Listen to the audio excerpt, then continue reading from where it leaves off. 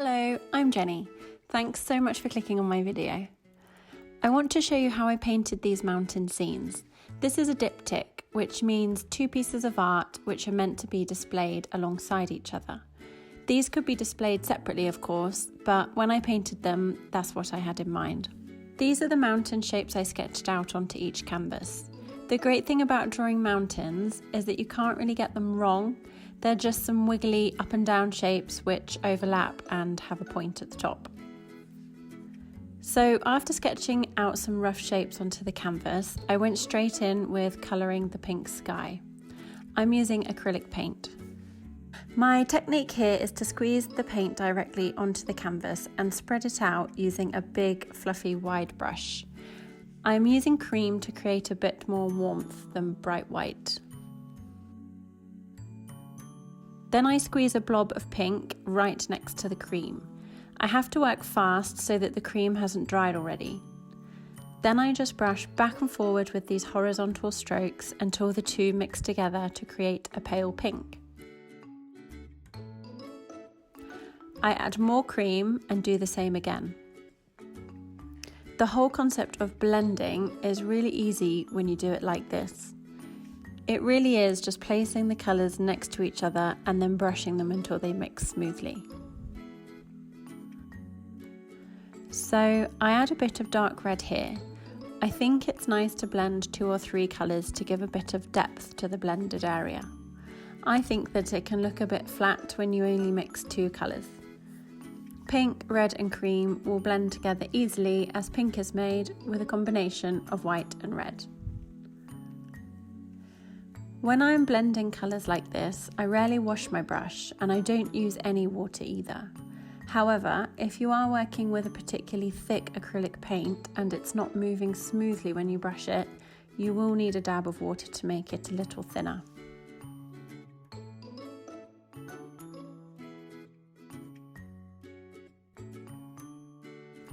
Sometimes I wipe my brush on a tissue to remove any excess paint. I find having a tiny bit of the last colour still on your brush just helps the colours to mix even better on the canvas. So yeah, I just keep adding dabs of colour and blending them in. Like I said, you need to work fast so that the paint doesn't dry. Dry paint will not mix. Also, I keep brushing in these horizontal strokes to give the sunset or sunrise illusion over the top of the mountain.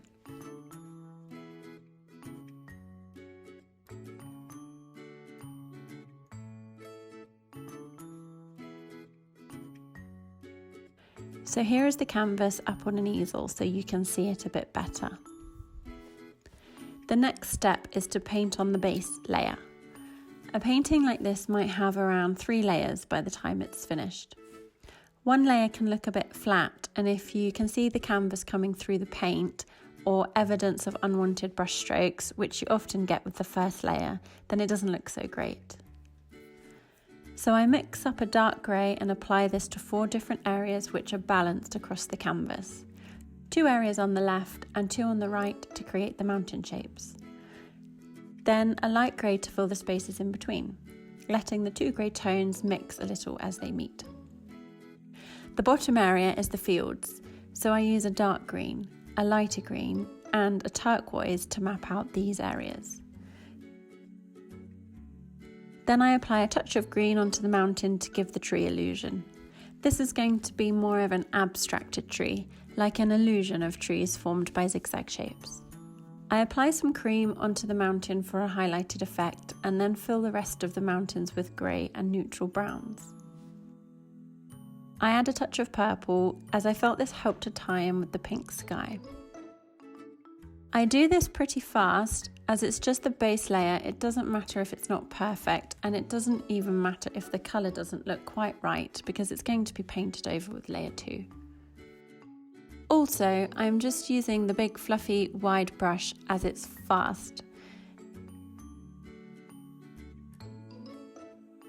So this is the first layer complete. As long as all the canvas is covered with some sort of colour, that's the main thing. On to the second piece. Same technique as the last sky, just with purple, blue, cream and grey. This time I'm using a palette and dipping my brush into the colour rather than squeezing directly from the bottle. That pot of water was quite handy to thin some of the more gloopy colours, as I mentioned before. This time I map out the mountain shapes with blue and brown. I think the reason for this is just because they were the colours left over on the palette, and I really hate wasting paint. Then some light greys to fill in the larger spaces, dark greys to define some more mountain shapes,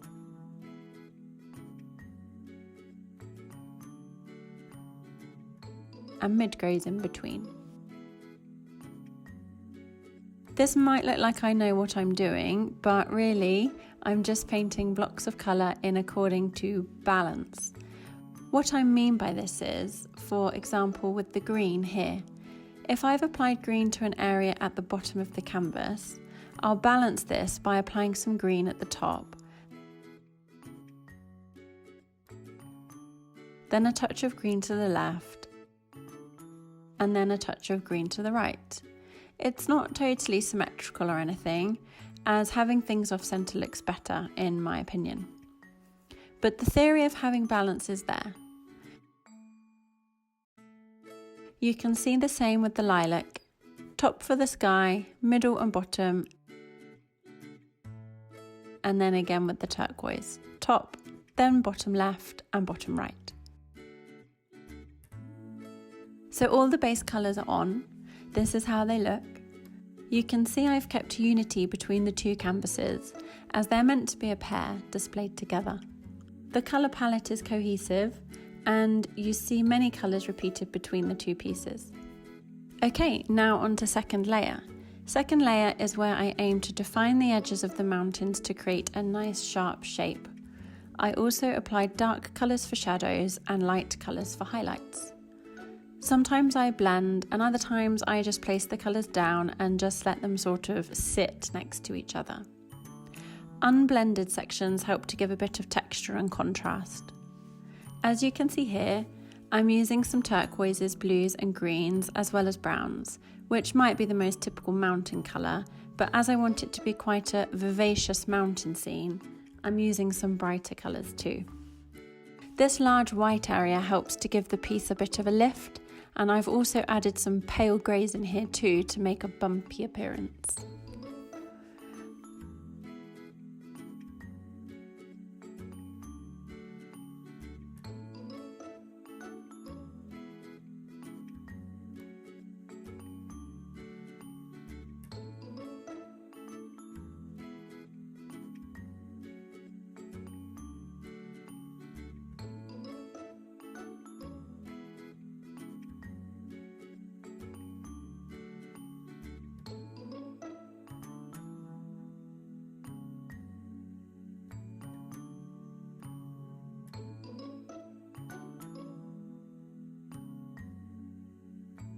I add a touch of pink, which is the same tone as the sky, and I think this also adds some balance and appears like a reflection.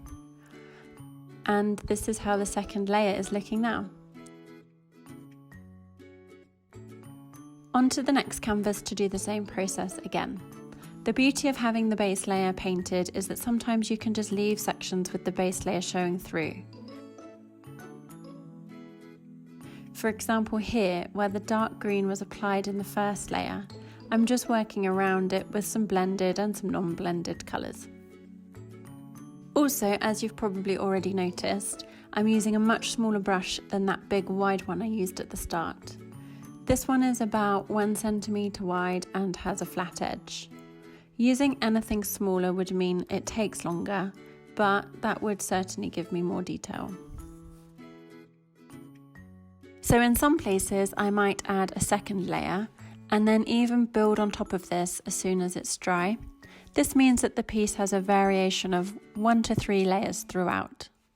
Sometimes you add something which doesn't look quite right, and the great thing about using acrylic paint is that you can just go straight over the top and cover it. But the paint must be dry first.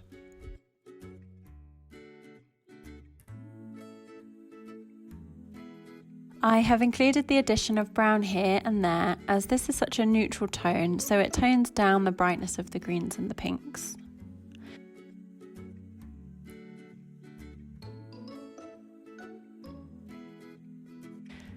The trees are more of a gesture than real depictions of trees.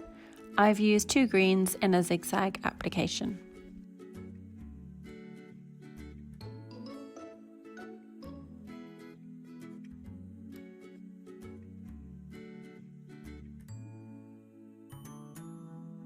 I decided to define some edges using black ink at the end.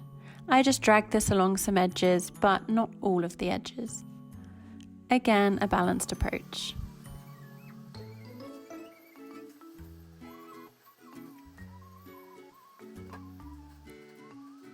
The trees definitely benefited from a defined edge though.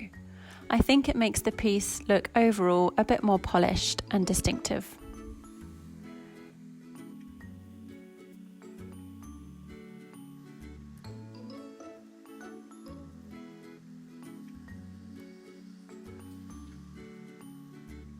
And here are the final outcomes. They are vibrant and eye-catching. I am certainly pleased with how they work together as a pair, and I think that's mainly down to keeping the colour scheme cohesive, with bright green, blue and pink being evident on both canvases. I've decided to hang them in this room, as the wall space is nice and big, and there are these cushions with the same hot pink colour. I decided to hang them with a small gap in between, as there's not a continuous line joining the 2 works, so I think a gap acknowledges that they are 2 separate pieces.